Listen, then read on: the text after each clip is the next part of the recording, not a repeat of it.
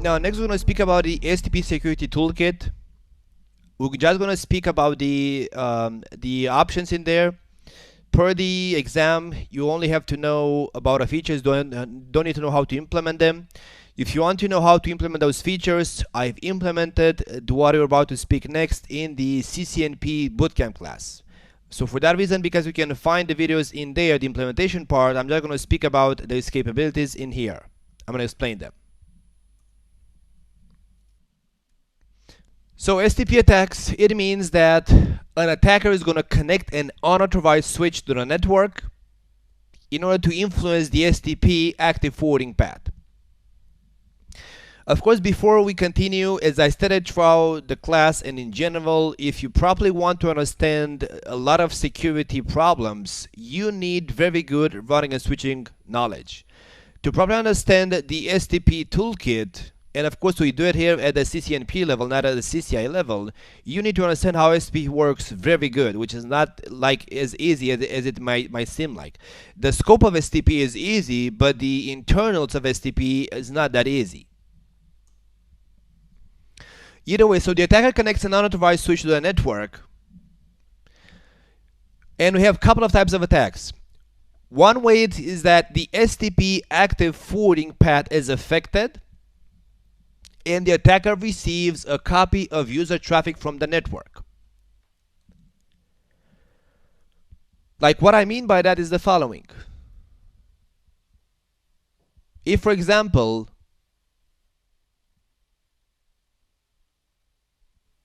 you have initially in your network, let's say these 3 switches,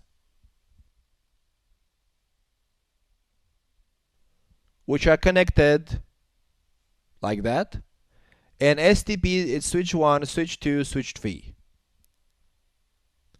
And STP, to avoid loops, is gonna logically block one of the ports. Let's say it's gonna block this port.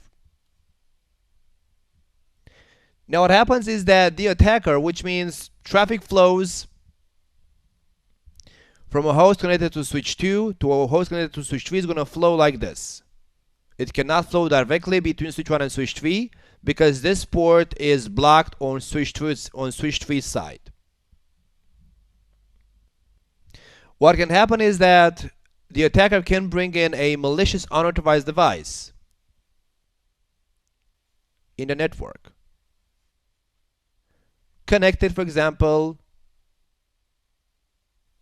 let me not use black, let's use a color of blue. This is our attacker, and he connects that switch, let's say, to there and there, and it's good enough, let's say. And of course, depending on the priority of that switch, this is an attacker switch, and then the real attacker actually sits in here connected to that switch. And because he has a switch in there with a better priority, then what happens is that he's going to succeed that in the network, the ports are going to be blocked because I have a new loop in here now. This part is going to be blocked.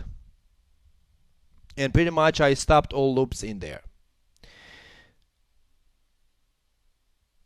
And of course, he can also connect itself in here, which means this port is going to be blocked. So now all traffic flowing between hosts connected to switch 1, switch 2, and switch 3. As you can see, traffic cannot flow directly between the switches because the path is blocked, or this way because the path is blocked, or this way because the path is blocked. So all traffic has to flow through the attacker switch. Also this way as well.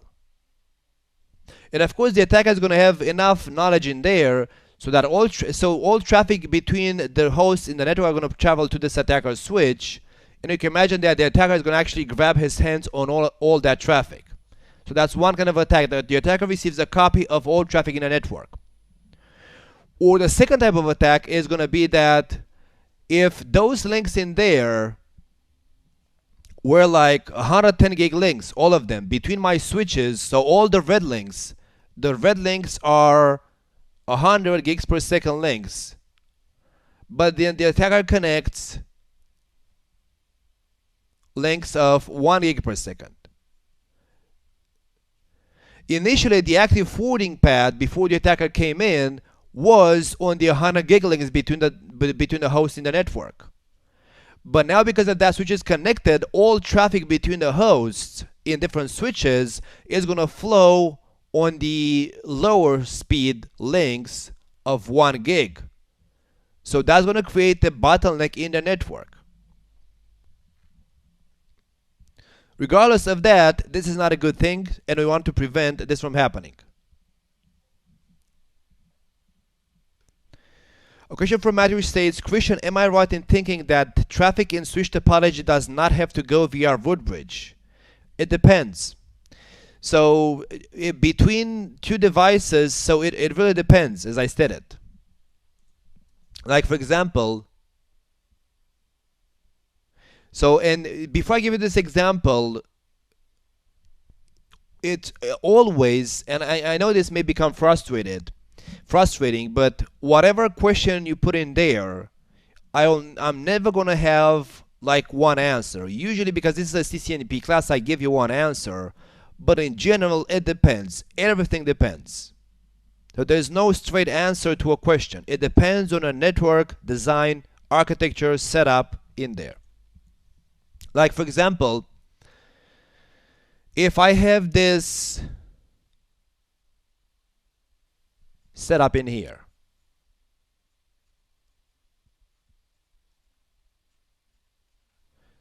so those are my switches in the network: switch 1, switch 2, switch 3, and switch 4. And let's say switch 1 is my root bridge. Which, because it's my root bridge, it means that this port or this port is going to be blocked. Let's block this port. So what this means is that traffic between hosts, this host connected to switch 2 and a host connected to switch 3 is going to flow directly between the switches, doesn't go via the root bridge. But traffic between the host connected to switch 2 and a host connected to switch 4, it is going to go via the root bridge. Because traffic cannot flow switch 2, switch 3, switch 4 directly, because this port is blocked. So it depends in there. It's never a straight answer if the traffic is going to go via the root bridge or not. Now, attack mitigation. So solution is to implement, we're going to see port fast, BPDU guard, BPDU filter, root guard. There are other options as well, but pretty much those should be in the scope of the CCNP blueprint. They also have loop guard, UDLD, other, let's say, actually in the STP attack mitigation, pretty much those are the tools, because loop guard is not an STP attack prevention, it's an STP loop prevention. So pretty much those are, this is going to be your toolkit for STP attack mitigation. Now, port fast by the name makes the port to run faster. So port fast just transitions a layer 2 port directly to the STP forwarding state upon link coming up, bypassing the listening and learning states. It can be globally enabled or per port. Regardless of how it's enabled, it's going to have the same functionality. That's one of the functionalities of a port fast, puts the ports into STP forwarding directly. It has a lot of, it has also other functionalities. It's not in the scope of the CCNP class. Now, port fast is not a really security feature. It's going to be required for other features to work properly. BPDU guard, by the name, it guards against BPDUs, which means if you enable BPDU guard on a port and BPDU is received on that port, the port enters the error disabled state. And we know that to recover the port from that state, it's a manual shot, no shot, or enable error disabled recovery for BPDU guard. Now guard can be enabled globally or per port. It has the same functionality. If it's enabled globally, it's going to get activated only on ports where port fast is configured and active. You're going to see that in the, as I said, in the CCNP bootcamp, but it makes sense that globally enabling BPDU guard, it's active only on port fast ports because the command is spanning tree port fast BPDU guard default. So the command states enable BPDU guard by default on all spanning tree port fast enabled ports. So again, it's not something I have to memorize, but I explained that also in the CCNP bootcamp class. So it's simple. In this use case, I would enable BPDU guard. I explained it in more detail in that class, but still a couple of things in here. If I enable BPDU guard in here on both of those ports, BPDU guard,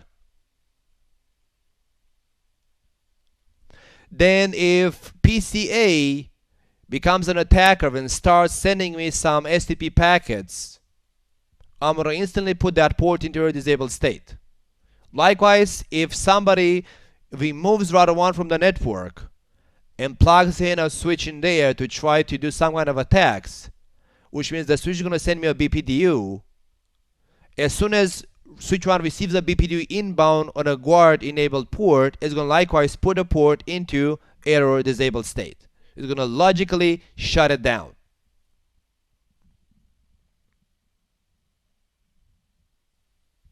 Now BPDU filter, by the name, it filters BPDUs. It can be likewise globally enabled or per port, but in here we have different functionality, and likewise I explained this better in the CCNP bootcamp class. It has a different functionality because this feature was meant to achieve two different scopes. That's why it has a different functionality if it's enabled globally or per port. Now, like the BPDU guard global configuration, if it's enabled globally, it's going to get activated only on ports where port fast is configured and active. Now, if BPDU filter is enabled per port, it's going to filter all inbound and all outbound BPDUs. And this is a feature aimed for ISPs. If BPDU filter is enabled globally, and this is a feature aimed for the enterprise, then that port is going to send exactly 11 BPDUs out, and if no inbound BPDU is received, it's going to stop or filter all following outbound BPDUs. That number has also a logic in there, that 11 number. It's aimed to prevent corner cases where STP could create a loop. If inbound BPDU is received, it is accepted, so there's no inbound filtering on BPDUs if filter is enabled globally. So the moment the switch receives an inbound BPDU, it's going to accept it, which means the port is going to negotiate its STP state and role and end up in a stable final state in there. Now root guard, by the name, it guards the STP root bridge. Because as we saw before, if somebody puts a switch in the network which accidentally becomes the root bridge, some traffic is going to traverse through the root bridge, which could be confidentiality issues because traffic may be leaked. But the main problem could be a bottleneck because maybe that switch doesn't have very good, let's say, two high cost interfaces in there. Not high cost, high speed interfaces. So root guard, it makes sure that nobody else can be the root bridge in the network other than who you want to be the root bridge in the network. Can only be enabled per port, not globally, and it makes sense because this is dangerous to enable it out on all ports. And as Cisco runs per VLAN STP by default, it means that root guard is going to be a per port per VLAN functionality. Now how this works is as follows. First of all, you gotta understand what a superior BPDU is. A superior BPDU is a BPDU with a better or superior priority, which means a lower bridge priority and or lower MAC address than the one of the current elected root bridge.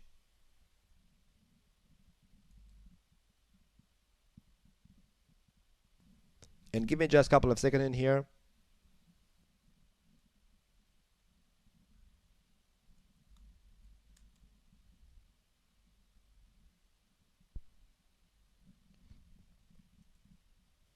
Okay. So superior BPDU is a BPDU, as I said, with a better or superior priority, which means actually in the end a lower bridge priority and or a lower MAC address than the one of the currently elected root bridge. That's the definition of a superior BPDU. Now once root guard is enabled on a port, if a superior BPDU is received for a VLAN on that port enters the root inconsistent state for that VLAN only.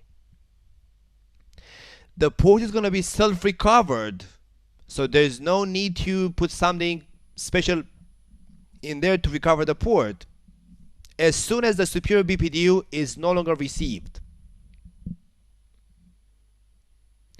Now the STP root inconsistent state is like STP listening state, where listening state means that BPDUs flow both in and out, but no data or user traffic can be forwarded in-out, because a switch port can forward data plane traffic, user traffic, only if the port is in the STP forwarding state, as the name states. When the port goes to STP forwarding, it means that that port can forward user traffic back and forward. So the root inconsistent state is like STP listening state, because the switch has to make sure that that port can send and receive BPDUs both ways, so that if the incoming BPDUs are going to be stopped being superior, the switch recovers the port from the root inconsistent state. Now to give you an example in here,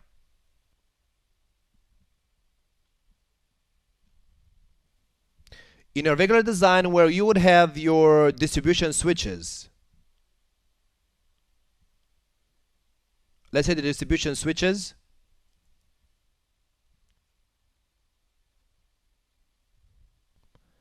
distribution 1 and distribution 2,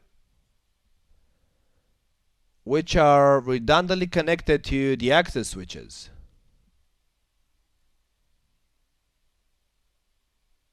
Let's say I have 3 access switches. Access 1, access 2, and access 3. And connectivity wise, they are connected. Each access switch has a redundant connection to the distribution switches. So if one of them fails, he's going to be able to still send packets upstream in the network. And I'm not going to speak about the STP design because there's a lot of loops in there. Distribution switches may or may not have a link in between. Let's keep it simple. I'm going to suppose that all links are layer 2 in there. What's going to happen is that we have a lot of loops in there.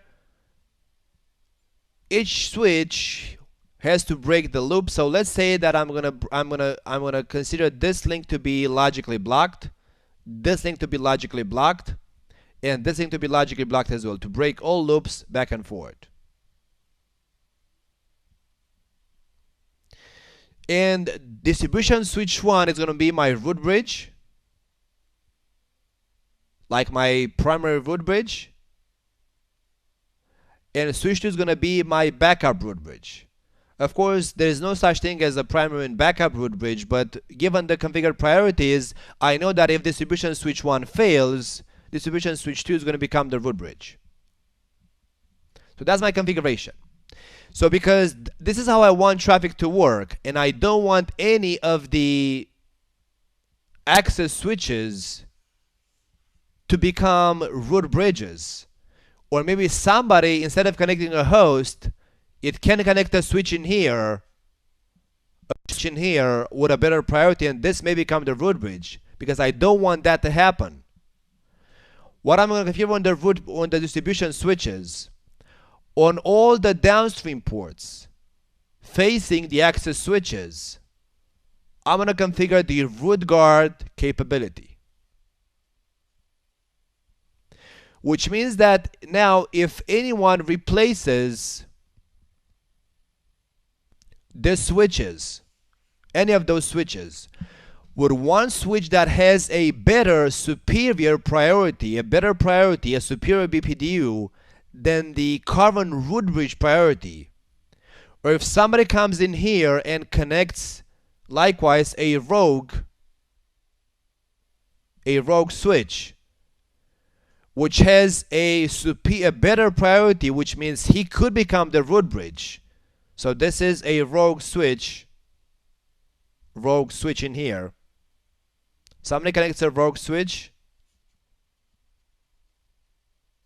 What's going to happen is that when the rogue switch sends a BPDU, which its BPDU is superior, better than the one of the current root bridge, which means that guy, that rogue switch, could become the root bridge. The BPDU gets forwarded upstream to the distribution switches. And when that happens, because the distribution switches have root guard on those ports, they're going to put those ports in there. They're going to put those downstream ports where root guard is enabled into root inconsistent state, to make sure that they remain the root bridges. Because that's what I want. I want to make sure that the distribution switches are going to remain the primary root bridge, and if case that fails, the other one is going to take over the root bridge role. So root inconsistent is like STP listening, because I want to be able to send BPDUs out on those ports still and receive BPDUs. Because if this device goes out, so if that device is gone, if this device is removed from the network, or they fix the problem and they put an STP priority which is not better than the current root bridge priority, so they put something which is lower than the current root bridge priority, so they fix the problem. Once the problem is fixed,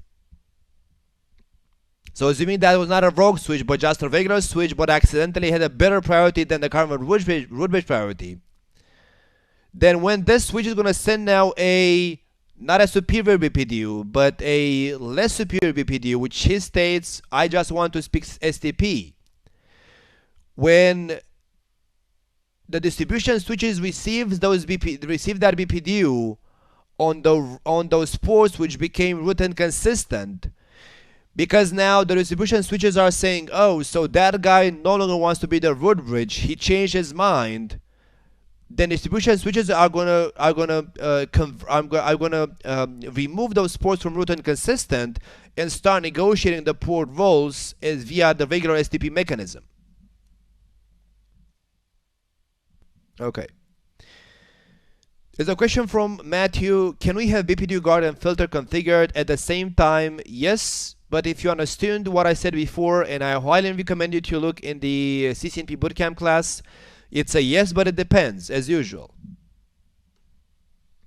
So why it depends? Because, for example, if you put on this port, just to give you a quick answer, if you put on this port per port, so specifically per port, not globally, per port, if you go on that port and enable both guard, you enable both BPDU guard and BPDU filter, the filter is going to be applied first, which means if PCA sends a BPDU, so order of operation on that port is going to be that first filter kicks in and then guard. And because BPDU filter was applied per port, It means that that capability is gonna filter all inbound and outbound BPDUs. So as the BPDU is received, it's gone, which means the guard feature never has a chance to see the BPDU to put the port into a disabled state. On an enterprise network, to give it the simple answer, on an enterprise network, if this is an enterprise network, you go and you enable guard at the port level or globally, doesn't matter, port level or globally, because it works the same way. And enable filter globally. Because filter being globally enabled, it doesn't filter inbound BPDUs, and it filters outbound BPDUs only after having sent 11 exactly. So now with this configuration, filter is still first. So filter is still first and guard second. But now when PCA sends a BPDU, because filter was applied globally, what happens is that BPDU is accepted.